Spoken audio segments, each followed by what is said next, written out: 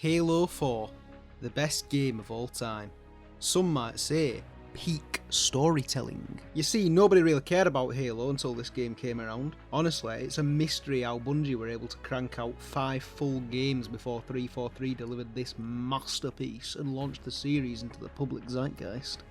Okay, I'm not going to keep up this act anymore, mainly because there's already like 5 videos on this game that unironically start like this, alright? This game has been sucked off to the nth degree. Halo 4 is quite possibly one of the most unenjoyable, miserable, visually abhorrent games I've ever played.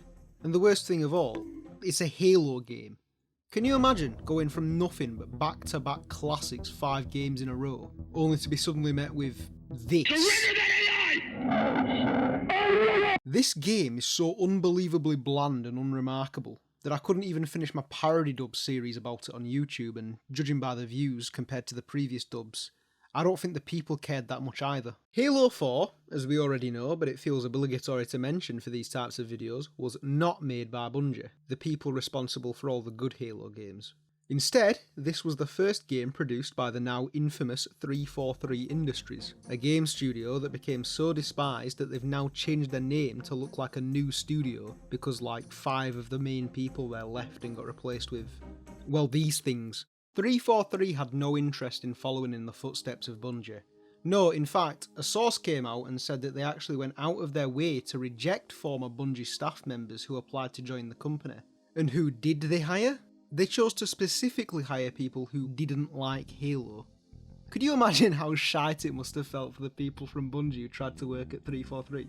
You've spent years working on one of the most beloved games of all time, and now the company are moving to new projects, but you don't feel quite ready to say goodbye to the franchise yet, and so you offer to join the new team who are working on it to give them some guidance. Only to then find out that this new team absolutely despises you, and are gatekeeping your own creation from you, only to then rub salt in the wound by proudly saying that they're actually only hiring people who think your past work was absolute dog shit. 343 is a company that, from its very inception, was built on nothing but malice and spite. Hell, the guy who's in charge was basically just Bungie's fucking social media guy, alright? It's no wonder he went mad with power and didn't want any of the actually talented people from Bungie also joining and showing him up in front of everybody. But that's beside the point. This isn't a video ranting about 343, because, to be honest, I don't have the energy to edit a video that long. And also, this guy's pretty much said everything that you could possibly say. So instead, let's get into why Halo 4 absolutely sucks and isn't deserving of the weirdly high levels of brown nosing it's been getting over the years. So, first off, this game's very existence is a problem. Not the existence of another Halo game, no. It's the existence of another Master Chief-centric Halo game. There's a reason that the last 2 games Bungie made after Halo 3 were stories about completely new characters with Chief nowhere to be seen. And that's because Chief's story's just kinda done after Halo 3. There's no reason to bring him back. Regardless, Master Chief is back now, which completely undermines the circular structure of his story in the Bungie trilogy, but who cares? So the game's only just started and already something's off. Everything looks awful. Yeah, Halo 4 was another victim of that trend in the early 2010s where everyone making an adaptation or sequel to an older franchise were apparently too insecure about the source material, so they felt the need to make it look epic and badass by basically just making it as overly detailed as possible and sucking all the colour out of it. Like, holy shit, look at the elites. I mean, I know it's hard to, but look at them. Yeah, due to an increased budget from Microsoft, the Covenant models not only got increased polygons, but also extra chromosomes too. Anyway, the game begins with a cutscene that, and I'm not being dramatic, literally has nothing to do with the rest of the game and is never revisited again. Dr. Halsey is being interviewed by someone, again, we never get any conclusion to this cutscene, where she's been asked about the creation of the Spartans, specifically the Master Chief. We then get what would have been a really awesome opening if it wasn't for the fact that the art style is abysmal and doesn't make any sense timeline-wise, because 343 decided to use the designs of the Covenant from this game instead of the original Covenant, who they're supposed to be fighting at the time this cutscene takes place. They also made every Spartan identical, which wouldn't be a problem if they didn't use the Halo 4 Master Chief Mark 6 armour. Armour that not only didn't exist back then, but is also a uniquely modified version of said armour. I genuinely do like this cutscene from a conceptual standpoint, but it's just 343's lack of attention to detail and laziness by not being bothered to create new assets for the sake of accuracy that just kinda ruins it all. It'd be like if in that terrible Obi-Wan Kenobi show, when they flash back to Order 66, if they just had Anakin already wearing his Darth Vader suit for no reason, despite it taking place before his battle on Mustafar. Anyway, the cutscene ends on a admittedly pretty hype line about how Halo is a pretty cool guy who kills aliens and doesn't afraid of anything. We then cut to the Forward Unto Dawn, the wrecked ship that Master Chief and Cortana got stranded on at the end of Halo 3, where we see Cortana and...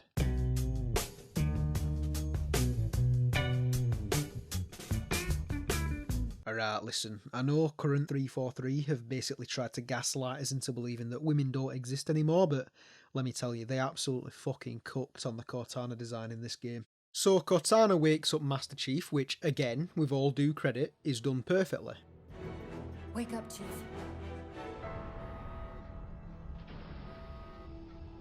I need you.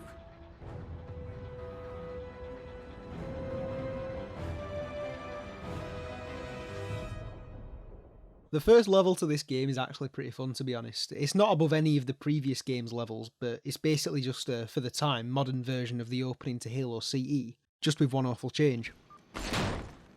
Chief, be careful! Because some areas might have lost pressure. Right.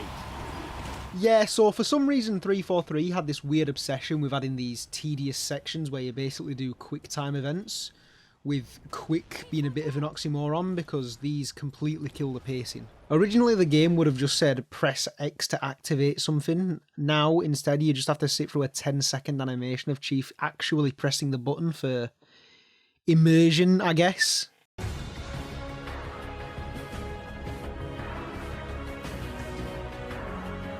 Anyway, this is where we first encounter the Covenant. How do the Covenant still exist after we pretty definitively defeated them in Halo 3? I thought we had a truce with the Covenant. A lot can happen in 4 years. Jesus Christ, this might actually top the "a wizard did it" explanation from The Simpsons. A line which was specifically written as a parody of lines like this, and somehow this is even more laughable than that. Could you imagine if Tolkien wrote a fourth Lord of the Rings book where it has Frodo and Gandalf coming back after 4 years, only to find out that Sauron is still kicking about, and Frodo goes, "But Gandalf, how is Sauron still alive? We saw him blow up in the last film, remember?" And Gandalf just goes, well, a lot can happen in 4 years, Frodo. He came back because of the passage of time, you see. If you actually want to know why we're still fighting the enemy faction that we defeated in the last game, you'll need to read an entire book about characters that you don't care about, purely to know what's even happening in Halo 4. Now obviously this isn't so confusing to the point where it makes Halo 4 impossible to follow, but god, I hate how we're only 5 minutes in and the game essentially tells you that you have to approach the game with a turn your brain off mindset. Also, no, we didn't have a truce with the Covenant, we defeated them. This is like Han Solo learning about the First Order and going, "I thought we had a truce with the Empire." You had a truce with the elites because they left the Covenant as a result of inner conflict. God, I miss how well written Halo 2 was. Now that is a Halo game deserving of praise. For some reason, 343 also thought it'd be a good idea to make the Covenant no longer speak English. Something that hasn't been a thing since the very first Halo game. Except even then, the grunts at least still spoke English to provide comic relief. But now even they just have this weird goblin speech like the rest of the Covenant.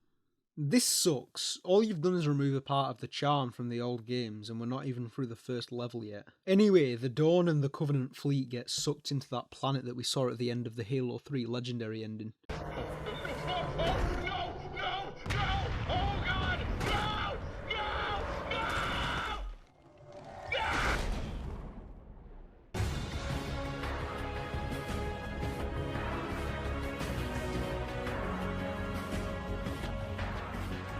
Chief wakes up and Cortana's been all glitchy. We learn that Cortana has reached AI Unk status. Okay, no. I'm gonna make an effort to not speak like a retard for the majority of this video. Cortana's reached the ripe old age of 8 years old, which means that she's not only on Drake's watch list, but she's also the pensioner age for an AI, which means she's only got a short amount of time left before she fully deteriorates. Already I'm just not a fan of this. About 70% of Halo 3's campaign was us trying to rescue Cortana after the events of Halo 2. And now, in the next game after only one level, you find out that she's going to die in a few days anyway.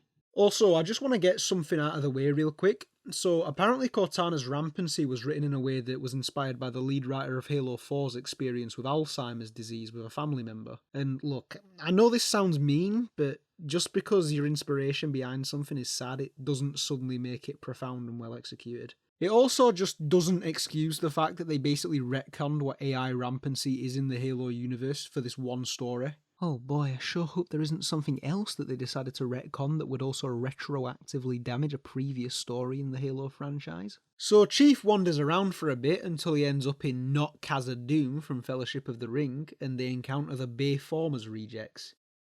I hate the Prometheans in this game, not only because they're a complete chore to fight, but because they also just fucking look stupid, man.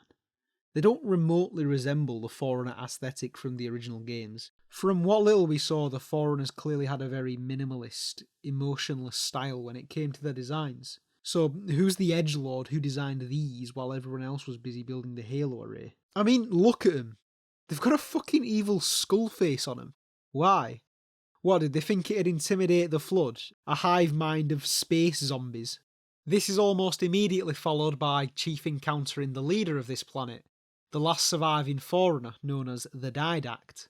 Alright, now I want you to remember, the Forerunners were this mysterious ancient race that were built up all throughout the original trilogy, with it eventually being revealed that the reason only humans are able to access their ancient tech is because we actually are the Forerunners, having been re-evolved from scratch after the Halo array wiped everything out. So, what does our first ever example of a living Forerunner look like? Oh my goodness!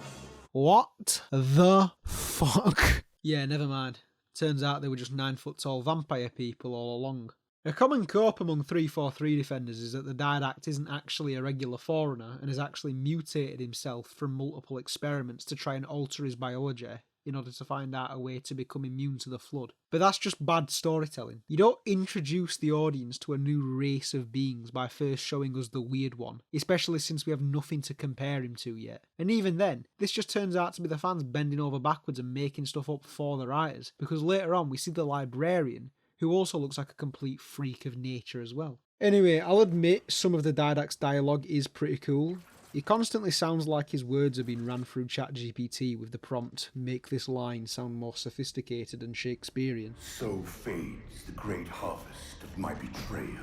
But then it's completely ruined because despite talking like an intelligent villain, he acts like a complete moron and does that stupid trope where the villain could just easily kill the main character, but instead chooses to just throw them against the wall and allows him to escape after immediately stating that killing him would make his plans a lot easier. This tomb is now yours.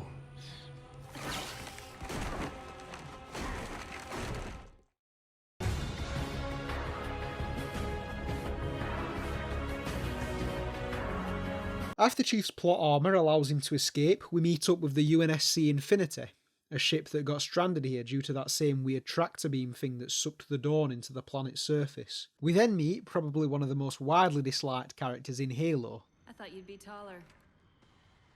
Now, look, Sarah Palmer is a bad character. That's indisputable. But no, it's not because she's a woke feminist girl boss. Nah, she's just fucking boring and lame. Yeah, I imagine this line she says to Chief was probably meant to be more of a bantery tease, but it's just so awkward that it just kind of feels bitchy, and I can see why everyone had such a knee-jerk reaction to her, considering that she does nothing else to give us any idea of her personality after this one cutscene. The only thing she does in the entire game is make a joke about Chief that just doesn't remotely land, and then she just occasionally stands in the background for the rest of the story. If they wanted to make this scene work a bit better, maybe they should have had Palmer be the one that Chief is talking to on the radio instead of Laski. That way the two already have at least the slightest level of rapport before she meets him for the first time and makes this joke, which is basically the only thing she says to him for the rest of the story. But yeah, I don't hate Sarah Palmer, I just don't remotely care about her, because she's boring. You know who else is boring? Laski. Yeah, I'm sorry, but if I'm going to give nothing but my unfiltered opinions in this video, then I'm also going to say what nobody else has the balls to say for some reason. Laski is fucking boring. This character has nothing interesting going for him, at least within the story of the game. He's literally just a random guy that pops up in a few cutscenes to talk to Chief. I'm convinced the only reason that people like Lasky is because he's basically the only character in the story who actually respects Chief for some reason. If you put Lasky in one of the Bungie games, he'd be the most forgettable character there. He's a character who's only remembered as a good addition to the cast because everyone else was so unlikable that it made him likeable by proxy. Anyway, we then get to meet one of the aforementioned unlikable characters, Captain Del Rio. This character is fucking terrible. So Del Rio's only purpose in the story is to temporarily stop Chief from completing his goal, only for none of it to matter because he then gets ignored anyway. He literally has zero impact on the story other than threatening to have an impact on the story, before immediately failing to do so. 343 Meat Riders will try to tell you that there's a law reason for why he's so ridiculously uncooperative and incompetent, but none of this is explained within the actual game he's introduced in. If I have to read a character's Halopedia article prior to playing the only game they show up in just to know who they are, then you've failed as a storyteller. Anyway, after a few more boring missions, Chief encounters the Librarian, who's basically a ghost. I don't know if she's meant to be an AI or something, because the only explanation we get about this and how she's able to talk to us is, I am what remains of the Forerunner, once known as the Librarian. My memories were retained to assist humanity on their path to the mantle. The entire cutscene is literally just one big exposition dump. Turns out humanity was at war with the Forerunners. You know, those people that Halo 3 revealed actually were humanity prior to the Halo array, basically resetting the universe back to the Big Bang. She then says that after a fucking millennia of fighting, they then realised that humanity were actually just running from the Flood the entire time. What? You're telling me that over the span of thousands of years of war, humanity just never tried explaining what they were doing? This is just me trying to guess the reasoning here since it's not actually explained, but I'm assuming humanity was wiping out all these different worlds before they could be assimilated by the Flood, which is just beyond retarded. So you're telling me that after thousands of years of fighting, nobody thought it'd be more efficient to try and work with these advanced alien races and try to find a way to combat the Flood together, instead of trying to literally wipe out the entire universe just so another alien race doesn't do it first? And guess what? The Didact then did go on to basically find a way to combat the Flood. Turns out the Prometheans are actually humans whose consciousness was digitised and trapped inside robot bodies, since the Flood can only assimilate beings made out of flesh. We then find out that Chief is basically the Chosen One, 4 games into his story, and it also never comes up again after this one. This has got to be the lamest version of the Chosen One trope that I've ever seen in fiction, and it's already a really lazy trope. Basically, all of the stuff that you did in the original trilogy was nothing but a side story, and this is what it's actually all been leading to.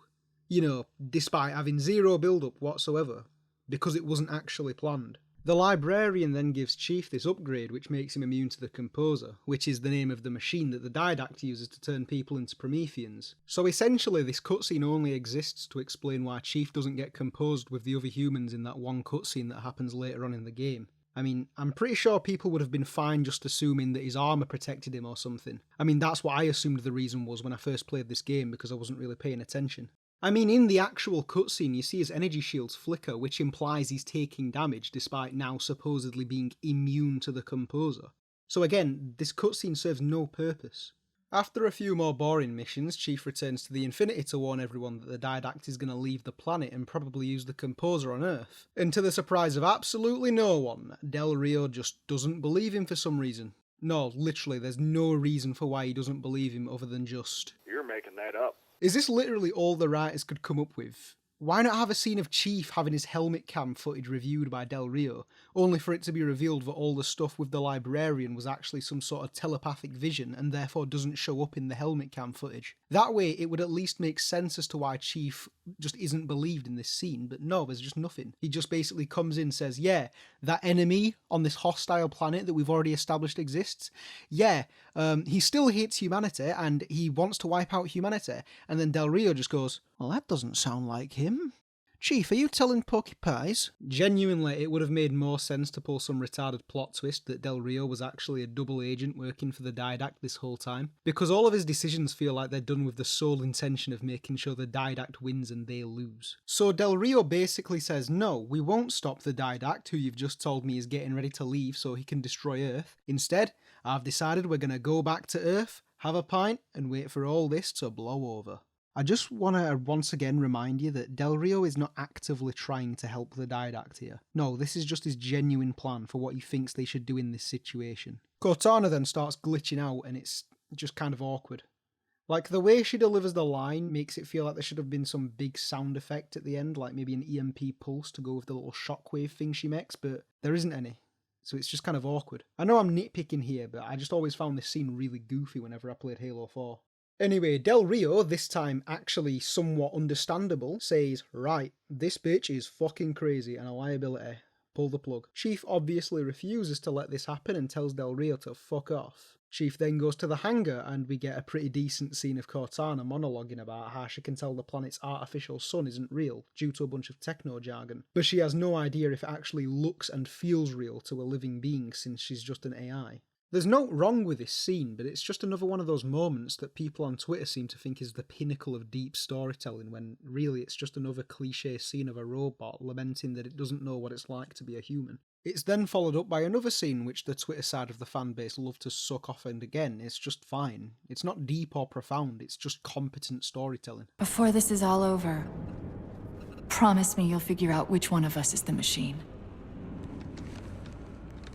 Laski then shows up and gives Chief a pelican to go and fly after the Didact. Again, Laski is a fine character, but he's not interesting. His only personality trait is being the only guy who listens to Chief. He has no actual agency or defining traits without Chief himself being there. Anyway, what follows is probably the most miserable part of the whole game. So far. You basically fly in a straight line until you reach one of these big tower things, go inside, fight a bunch of Prometheans, get back in the pelican, fly to the next big tower thing, wash, rinse, repeat. Chief then skydives out of the last tower, and this would be a pretty cool scene except for this one really awkward moment where he activates his jetpack and it just kind of looks like he farts to slow his descent. He then boards the Didact's ship as it leaves to go and find the Composer, which is located on a UNSC research facility. Chief gets inside the facility, but it's too late and the Didact composes everyone inside.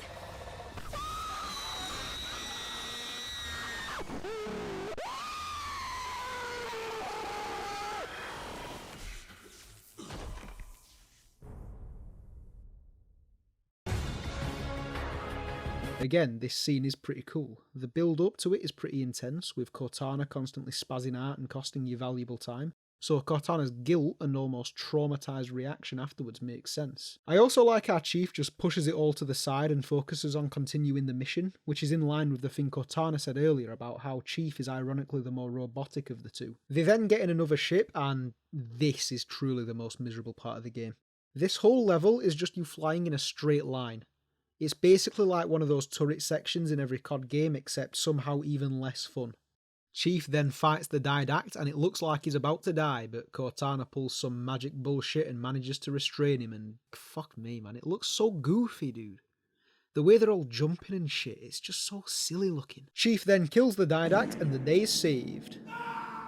But unfortunately, Cortana isn't coming back with Chief because, I don't know, she's dead now, but somehow still has enough time to talk to Chief about it. She can even touch him now, so I'm not sure how this is meant to be her dying. None of this makes any sense. Welcome home, John. What does that mean? We're in the middle of space. How is he home? He's about as close to home as he was at the beginning of the game. This game is clearly written by one of those people that think that just being vague and nonsensical automatically makes you deep and thought-provoking. Listen, your story forcing me to think doesn't make it smart if the only reason I'm thinking is because I'm trying to figure out what the fuck you're even waffling about. Otherwise, Benji the smackhead who lives down the road from me would be considered this generation's Socrates. Also, I can't help but just kind of laugh about how overdramatic all this is when you remember that Chief and Cortana have only known each other for a total of 49 days. And that's including the original trilogy. Cortana isn't Chief's oldest and closest friend. That would be Blue Team, or Sergeant Johnson. Cortana and Chief haven't even known each other for a year, so it's just kind of silly how they're trying to act like this is some big emotional moment of Chief having to let her go, followed by his world literally crumbling around him. Yeah, I know, they thought they were really clever with this symbolism, didn't they? Yeah, we are obviously attached to Cortana because we've known her since 2001. Chief has known her for less than 2 months. So Chief's left floating in space until he gets picked up by the UNSC. He then stands on the bridge and he and Laski have a chat, with Laski trying to comfort Chief. Chief, I won't pretend to know how you feel. I mean, I've lost people I care about, but Never anything like you're going through. Remember, he knew Cortana for less than 2 months, and she wasn't even a real person. I do like this scene, though, of Laski reminding Chief that soldiers are still people, and therefore so is he. And soldiers aren't machines. They're just people. She said that to me once. About being a machine. It is kind of interesting to see a moment where Chief doesn't have to do any fighting and he can actually reflect on all the stuff he's been through over the years. Too bad it won't be expanded upon in Halo 5. The game ends on a cutscene of Chief returning to Earth and finally removing his armour for the first time in at least 4 years. And all I can think about is how much he must fucking reek. So yeah, that was Halo 4. Yeah, it's still a pretty awful Halo game. For every one thing I can say I like about this game, I can probably list about 5 other things that I don't like about it. I like that Chief was given a bit of depth and complexity. I don't like that they changed the art style, retconned the Forerunner reveal from Halo 3, made Cortana feel like a needy girlfriend, relied on forced melodrama to push the story forward, and asks you to read expanded material if you want to fully understand what and why certain things are happening, like the Covenant just being back after we defeated them in Halo 3. Anyway, this video's already getting way too long for me, and I've already got other things to do, so bye.